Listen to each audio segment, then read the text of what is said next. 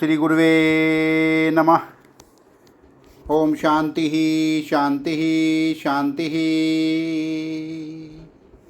प्रणाम भगवान।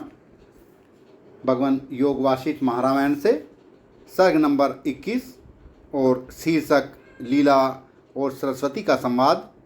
सब कुछ चिन्ह मात्र ब्रह्म ही है, इसका प्रतिपादन।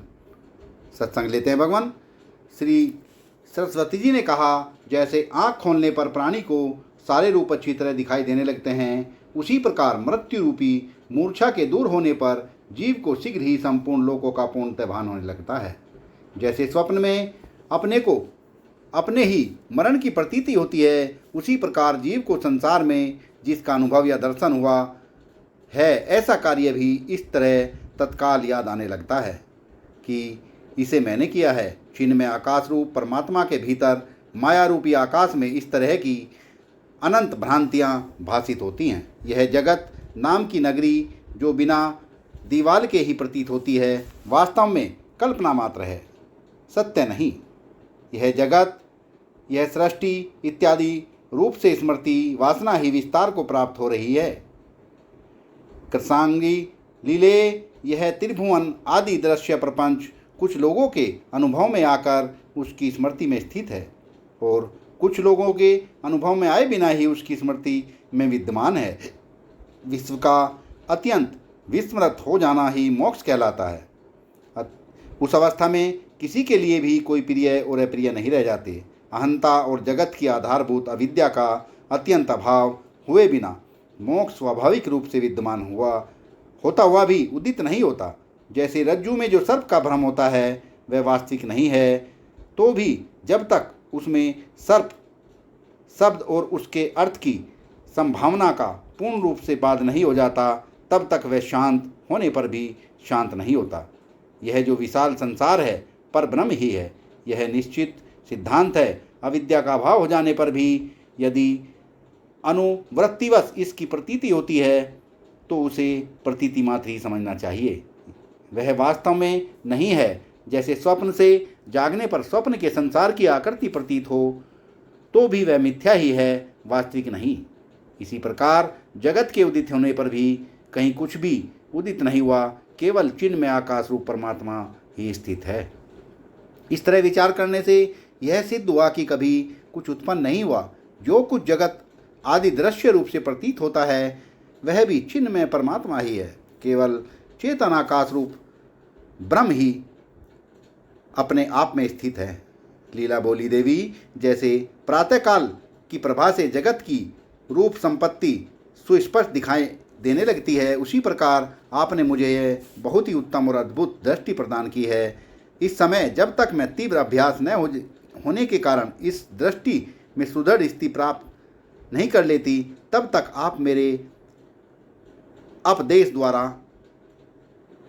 अपने उपदेश द्वारा इस दृश्य कौतुक का, इस संसार का बाध करती रहें। देवी, वह ब्राह्मण अपनी ब्राह्मणी के साथ पूर्व सृष्टि के जिस गांव और घर में रहता था, उस सृष्टि के उसी पर्वतीय ग्राम में आप मुझे ले चलिए, मैं उसे देखना चाहती हूँ। श्री सरस्वती जी ने कहा, लीले चैतन्य रहित चिन्ह में परमात्मा रूप जो परम पावन दृष्टि है, उसका अवलंबन करके तुम इस आकार का, इस देह के अभिमान का त्याग कर निर्मल हो जाओ।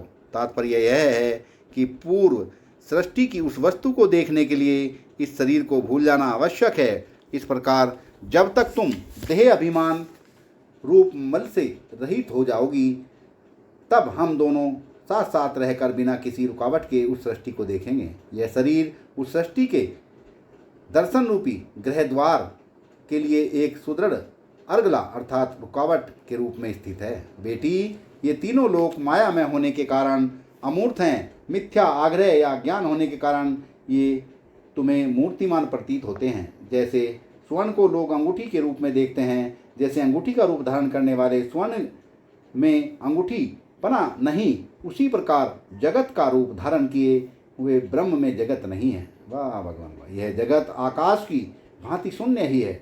इसमें रूप में यहाँ जो कुछ दिखाई देता है वह ब्रह्म ही है। ब्रह्म में ब्रह्मवश माया दृष्टिगोचर होती है। यह सारा प्रपंच झूठा ही है।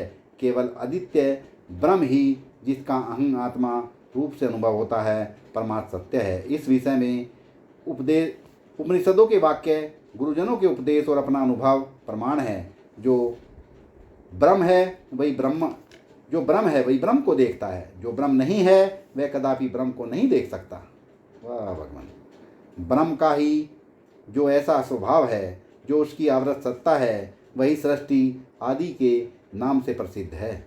जब तक अभ्यास योग के द्वारा तुम्हारी भेद बुद्धि शांत नहीं हो जाती, तब तक अब्रह्म रूप होने के कारण निश्चय ही तुम ब्रह्म को नहीं देख सकती।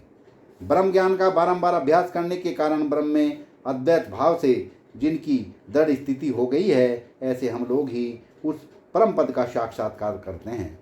जब अपने संकल्प अर्थात मनोरथ के से निर्मित हुआ नगर भी अपने इस शरीर से प्राप्त नहीं हो सकता, तब दूसरे के संकल्प से निर्मित नगर को दूसरा के शरीर कैसे प्राप्त करेगा। अतः कार्य को समझने वाली स्त्रियों में श्रेष्ठ लीले, तुम इस देहाध्यास से रहित होकर चेतन ब्रह्म में आकाश रूपिणी हो जाओ, तब तत्काल ही उस ग्राम का दर्शन करोगी। अतः शीघ्र वही कार्य करो। लीला ने कहा, देवी आपने कहा कि ब्राह्मण और ब्राह्मणी के जगत में हम दोनों साथ साथ चलेंगी, परंतु माताजी मैं ये पूछती हूँ कि हम दोनों का साथ साथ चलना कैसे हो सकता है। मैं तो इस शरीर को यहाँ स्थापित करके शुद्ध सतत्व का अनुसरण करने वाले चित्त के द्वारा उस उत्तम आकाशमय लोक में चली जाऊंगी, परंतु आप अपने इसी शरीर से वहाँ कैसे जाएंगी। देवी सरस्वती ने कहा, बेटी जैसे तुम्हारा संकल्प में आकाश वृक्ष आदि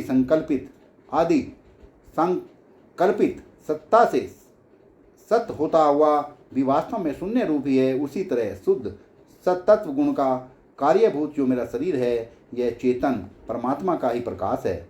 इसके रूप में चेतन परमात्मा की ही प्रतीति होती है, अतः इसका उससे भेद नहीं है। ऐसा जो मेरा यह दिव्य शरीर है, इसका त्याग करके मैं नहीं जाऊंगी। जैसे वायु गंध को प्राप्त होती है, उसी तरह मैं इसी शरीर से ब्राह्मण ब्राह्मणी के उस देश में पहुंच सकती हूँ। भद्रे, ये देह आदि पर ब्रह्म से परिपूर्ण होकर भी स्थित है, अतः अपनी उत्कृष्ट महिमा में स्थित पर ब्रह्म ही है। इस सत्य को हम लोग बिना किसी विघ्न बाधा के देखते हैं, किंतु तुम ऐसा नहीं देखती, क्योंकि तुम्हें अभी दृढ़ तत्व ज्ञान नहीं हुआ है। जैसे स्वर्ण में कटकत्व, जल में तरंग तत्व और स्वप्न